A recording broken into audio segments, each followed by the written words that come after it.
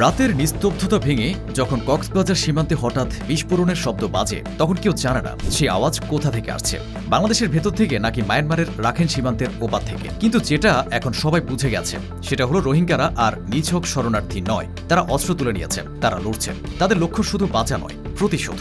তারা এখন মুখোমুখি হচ্ছে মিয়ানমারের ভয়ঙ্কর শক্তি আরাকান আর্মির সঙ্গে। এই সংঘাত, এই রক্তক্ষয়, এই আগুনের রেখা আজ বাংলাদেশের সীমান্তের গায়ে এসে ঠেকেছে। প্রশ্ন উঠছে, কেন রোহিঙ্গারা বাংলাদেশে আশ্রয় নিয়েও আবার ফিরে যাচ্ছে যুদ্ধ করতে? আর যদি তারা সত্যি আরাকানকে স্বাধীন করতে পারে, তাহলে বাংলাদেশের জন্য সেটা অভিশাপ নাকি আশীর্বাদ? রোহিঙ্গাদের কাহিনী শুধু কোনো জাতিগত নিপীড়নের গল্প নয়, এটা একটা জাতিকে টিকিয়ে রাখার সংগ্রাম। শত শত বছর ধরে তারা আরাকান উপকূলে বাস করেছে, যেখানে ইসলাম, বৌদ্ধ ও বিভিন্ন নৃগোষ্ঠীর সংস্কৃতি মিলেমিশে এক জটিল সমাজ গঠন করেছিল। কিন্তু সময়ের সাথে সাথে মায়ানমারের সামরিক সরকার রোহিঙ্গাদের অবাঞ্ছিত বিদেশি হিসেবে চিহ্নিত করে, নাগরিকত্ব কেড়ে নেয়, জমি দখল করে, মসজিদ ধ্বংস করে, নারী ধর্ষণ, পুরুষ হত্যা সব মিলে এক নৃশংস গণহত্যা চালায়। 2017 সালে সেই দমন অভিযান ভয়াবহ রূপ নেয়। লাখ লাখ রোহিঙ্গা প্রাণ বাঁচাতে সীমান্ত পেরিয়ে বাংলাদেশে আশ্রয় নেয়। তারা ভেবেছিল হয়তো কয়েক মাসের মধ্যে ফেরত যেতে পারবে, কিন্তু বছর পেরিয়ে বছর গেলেও তাদের জন্য ফিরতি দরজা আর খোলেনি।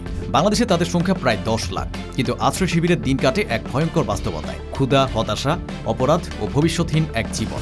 ধীরে ধীরে এই হতাশা রূপ নিচ্ছে ক্রোধে। এই ক্রোধই এখন রোহিঙ্গা তরুণদের ঠেলে দিচ্ছে বন্দুক হাতে নেওয়ার পথে। অনেকে ভাবেন রোহিঙ্গা আর আরাকান আর্মি দুজনেই মায়ানমার সরকারের বিরুদ্ধে, তাই তারা নিশ্চয়ই এক পক্ষ। বাস্তব সম্পূর্ণ উল্টো। আরাকান আর্মি যদিও মায়ানমার সেনাবাহিনীর বিরোধিতা করে, তারা রোহিঙ্গাদের কখনো আপন ভাই মনে করে না, বরং তাদের চোখে রোহিঙ্গারা বহিরাগত মুসলমান, যাদের জন্য রাখাইনবাসীর জমি ও সংস্কৃতি নষ্ট হচ্ছে। মায়ানমারের পশ্চিমাঞ্চলে যখন সেনাবাহিনী দুর্বল হয়ে পড়ে, তখন আরাকান আর্মির সুযোগ নেয়, বেশিরভাগ এলাকা নিজেদের দখলে নেয়। কিন্তু তারা রোহিঙ্গা গ্রামগুলোতেও আবারও দমন নীতি চালায়। ফলে রোহিঙ্গারা বুঝে যায় এবার শুধু সেনাবাহিনীর হাতেই নয়, এখন তাদের নতুন শত্রু আরাকান আর্মিও। বাংলাদেশের কুতুপালং, টেকনাফ, উখিয়া এসব শিবিরে থাকা তরুণ রোহিঙ্গারা দেখতে পায় তাদের গ্রামগুলো আবার জ্বলছে, তাদের পরিবারের সদস্যরা সীমান্তের ওপারে হচ্ছে। ফলে তারা আর বসে থাকতে পারে না। বাংলাদেশে আশ্রিত রোহিঙ্গা শরণার্থীরা আরাকান আর্মির বিরুদ্ধে সশস্ত্র বিদ্রোহ করতে পারে এমন আশঙ্কা করে সম্প্রতি এক প্রতিবেদন প্রকাশ করেছিল ইন্টারন্যাশনাল ক্রাইসিস গ্রুপ ICG। রিপোর্টে বলা হয়েছে, বাংলাদেশের রোহিঙ্গা শরণার্থী শিবিরে সক্রিয় সশস্ত্র গোষ্ঠীগুলো নিজেদের মধ্যে চলমান দ্বন্দ্ব স্থগিত করেছে এবং নতুন করে সদস্য নিয়োগ বাড়িয়েছে। সক্রিয় গোষ্ঠীগুলো ধর্মীয় ভাষা ব্যবহার করে শরণার্থীদের রাখাইন যুদ্ধের জন্য উদ্বুদ্ধ করছে বলেও উল্লেখ করেছে ICGর প্রতিবেদনে। ICGর প্রতিবেদন লেখক এবং ইন্টারন্যাশনাল ক্রাইসিস গ্রুপের বাংলাদেশ ও মিয়ানমার বিষয়ক সিনিয়র কনসালটেন্ট টমাস কেইন গণমাধ্যমকে বলেছিলেন, রোহিঙ্গাদের মধ্যে সংগ্রামী চেতনা সৃষ্টির জন্য তৎপরতা চলছে গত 1-1.5 বছরে। ইন্টারন্যাশনাল ক্রাইসিস গ্রুপ তাদের প্রতিবেদনে বলেছে, কক্সবাজারের রোহিঙ্গা শরণার্থী শিবিরগুলোই Arakan Rohingya salvation army, Rohingya solidarity organisation সহ সশস্ত্র গোষ্ঠী সক্রিয় রয়েছে। তারা সম্প্রতি একজোট হয়েছে। যদিও অতীতে বছরের পর বছর ধরে বাংলাদেশের ক্যাম্পগুলোই তারা নিজেদের মধ্যে রক্তক্ষয়ী সংঘর্ষে লিপ্ত ছিল। কিন্তু আরাকান আর্মি রাখাইনে নিয়ন্ত্রণ নেওয়ার পর তাদের মধ্যে বড় ধরনের পরিবর্তন লক্ষ্য করা যাচ্ছে। কারণ উত্তর রাখাইনের যেসব এলাকায় রোহিঙ্গা জনগোষ্ঠীর বসবাস ছিল, সেসব অঞ্চলের নিয়ন্ত্রণ তাদের হাতেই থাকা উচিত বলে মনে করেন গোষ্ঠীগুলোর নেতারা। সেজন্য নিজেদের মধ্যে হানাহানি থামিয়ে এখন একজোট হয়ে আরাকান আর্মির বিরুদ্ধে যুদ্ধ করার বিষয়ে সম্মত হয়েছেন সশস্ত্র রোহিঙ্গা গোষ্ঠীরা, সম্মত হয়েছেন সশস্ত্র রোহিঙ্গা গোষ্ঠীর নেতারা। রোহিঙ্গা ক্যাম্পে সহিংসতা বন্ধের আশায় বাংলাদেশের নিরাপত্তা সংস্থাগুলো তাদের এই সিদ্ধান্তে সমর্থন দিয়েছেন বলে প্রতিবেদনে উল্লেখ করেছে ইন্টারন্যাশনাল ক্রাইসিস গ্রুপ। রোহিঙ্গা গোষ্ঠীগুলো এখন নিজেরাই সংগঠিত হচ্ছে, গোপনে মিয়ানমারে ঢুকে যুদ্ধ শুরু করছে। তাদের লক্ষ্য একটাই, নিজেদের ভূমি ফিরিয়ে নেওয়া, নিজেদের মর্যাদা পুনঃপ্রতিষ্ঠা করা। এখন যুদ্ধ আর শুধু বেঁচে থাকার নয়, এটা প্রতিশোধ, ইতিহাস আর অস্তিত্বের লড়াই। আরাকান প্রদেশ এখন এক রক্তক্ষয়ী যুদ্ধক্ষেত্র। একদিকে মায়ানমার সেনা, অন্যদিকে আরাকান আর্মি, আর মাঝখানে আটকে আছে রোহিঙ্গারা। আরাকান আর্মি বহু জায়গায় রোহিঙ্গা গ্রামগুলোতে হামলা চালাচ্ছে, তাদের সহযোগী নয়, হুমকি হিসেবে দেখছে। ফলে বহু রোহিঙ্গা পুরুষ তরুণ প্রতিশোধ নিতে অস্ত্র তুলে নিয়েছে। কেউ কেউ মিয়ানমারের সেনাদের কাছ থেকে অস্ত্র জোগাড় করছে, কেউ পাচার চক্রের মাধ্যমে সীমান্ত থেকে পাচ্ছে। বাংলাদেশের ভেতর থেকেও কয়েকজন রোহিঙ্গা গোপনে এ যুদ্ধে যোগ দিচ্ছে। অনেকে পরিবারের সদস্যকে রেখে সীমান্ত পার হচ্ছে, কারণ তাদের বিশ্বাস যদি আরাকান স্বাধীন হয় তাহলে তাদের ঘরে ফেরার সুযোগ তৈরি হবে। কিন্তু এই যুদ্ধে রোহিঙ্গাদের অবস্থান সবচেয়ে অনিশ্চিত। তারা না সরকার পক্ষ না বিদ্রোহী পক্ষ, বরং তারা নিজেদের জন্য এক তৃতীয় শক্তি গঠনের চেষ্টা করছে, এক ধরনের মুক্তি বাহিনী, যারা বলে আমরাই আরাকানের প্রকৃত অধিবাসী। কিন্তু রোহিঙ্গারা যদি আরাকান স্বাধীন করতে পারে, সেটা বাংলাদেশের জন্য কি প্রভাব রাখবে? এখানেই গল্পটা সবচেয়ে নাটকীয়, কারণ এ সম্ভাব্য স্বাধীন আরাকান বাংলাদেশের জন্য একদিকে আশীর্বাদ, অন্যদিকে ঝুঁকিও। প্রথমত, সবচেয়ে বড় লাভ হবে বাংলাদেশের শরণার্থী সংকট কমে যাবে। যদি রোহিঙ্গারা নিজেদের জন্য নিরাপদ ভূখণ্ড পায়, তাহলে প্রায় 10 লাখ রোহিঙ্গা ধীরে ধীরে সে ভূখণ্ডে ফিরে যেতে পারবে। এতে বাংলাদেশের অর্থনৈতিক ও সামাজিক চাপ অনেকটাই লাঘব হবে। কক্সবাজার, টেকনাফ ও উখিয়ার জনসংখ্যা ভারসাম্য ফিরে পাবে, স্থানীয় অর্থনীতি আবার স্বাভাবিক হবে। দ্বিতীয়ত, বাংলাদেশ সীমান্তের নিরাপত্তা দৃঢ় হবে। বর্তমানে শিবিরগুলোতে চোরাচালান, অস্ত্র বাণিজ্য, মানব পাচার, মাদক ব্যবসা ভয়াবহ পর্যায়ে রয়েছে।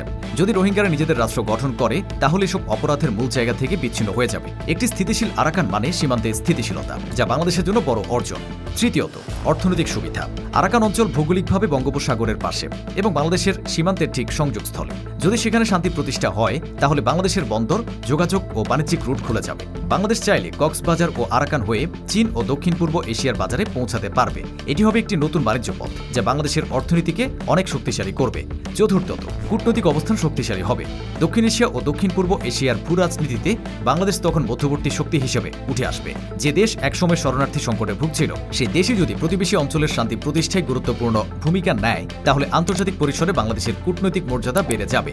এছাড়া মানবিক দিক থেকে রোহিঙ্গারা যদি নিজেদের অধিকার ফিরে পায়, তাহলে বাংলাদেশের মুখও উজ্জ্বল হবে। বিশ্ব তখন বলবে, বাংলাদেশ শুধু আশ্রয় দেয়নি, বরং এক জাতির পুনর্জন্মের সাক্ষী হয়েছে। তবুও সবকিছু এত সহজ নয়। যদি রোহিঙ্গা সশস্ত্র গোষ্ঠী পুরোপুরি নিয়ন্ত্রণ হারায়, তাহলে সীমান্তে নতুন সংকট তৈরি হতে পারে। কারণ এই মুহূর্তে রোহিঙ্গা সমাজে বিভিন্ন গ্রুপ সক্রিয়। কারো লক্ষ্য স্বাধীনতা, কারো লক্ষ্য প্রতিশোধ, আবার কেউ মাদক ও অস্ত্র ব্যবসার সঙ্গে জড়িত। যদি এই শক্তিগুলো নিয়ন্ত্রণহীনভাবে বেড়ে যায়, তাহলে স্বাধীন আরাকান গঠনের আগে পুরো সীমান্তে অরাজকতা ছড়িয়ে পড়বে। বাংলাদেশের জন্য সেটা এক ভয়াবহ বিপদ। নতুন শরণার্থীর ঢল, নতুন সন্ত্রাস, নতুন অপরাধ। তাছাড়া মায়ানমারের সরকার কখনোই সহজে আরাকানকে ছেড়ে দেবে না। তাই রোহিঙ্গাদের স্বাধীনতা আন্দোলন দীর্ঘ সময় ধরে রক্তপাত, ষড়যন্ত্র ও বৈরিতার মধ্যে চলবে। এই অবস্থায় বাংলাদেশের কূটনৈতিক নীতি হতে হবে ভারসাম্যপূর্ণ, না প্রকাশ্যে রোহিঙ্গাদের পক্ষে, না তাদের বিরুদ্ধে, বরং এমন এক অবস্থানে যেখানে দেশের নিরাপত্তা, সীমান্ত স্থিতিশীলতা এবং ভবিষ্যৎ অর্থনীতি রক্ষা পায়।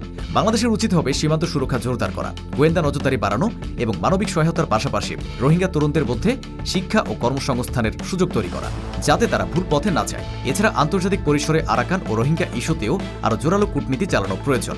বাংলাদেশ যদি চীনের মতো বড় শক্তির সঙ্গে আলোচনার মাধ্যমে আরাকানের স্থিতিশীলতা নিশ্চিত করতে পারে, তাহলে ভবিষ্যতে পুরো দক্ষিণ পূর্ব এশিয়ার বাণিজ্য রুট বাংলাদেশের হাতের মুঠোয় আসতে পারে। রোহিঙ্গারা আজ আর নিছক আশ্রয় প্রার্থী নয়, তারা এক জাতির পুনর্জন্মের জন্য যুদ্ধ করছে। তাদের চোখে এখন ভয় নেই, আছে আগুন। তারা বিশ্বাস করে একদিন আবার তারা তাদের হারানো ভূমি আরাকানের বালুকা বেলায় নিজেদের পতাকা তুলবে। আর যদি সেদিন আসে, তাহলে শুধু রোহিঙ্গা নয়, বাংলাদেশের ইতিহাসও বদলে যাবে। কারণ বাংলাদেশের দক্ষিণ সীমান্তে তখন জন্ম নেবে এক নতুন বাস্তবতা, যেখানে ভয় নয়, সম্ভাবনার আলো জ্বলবে।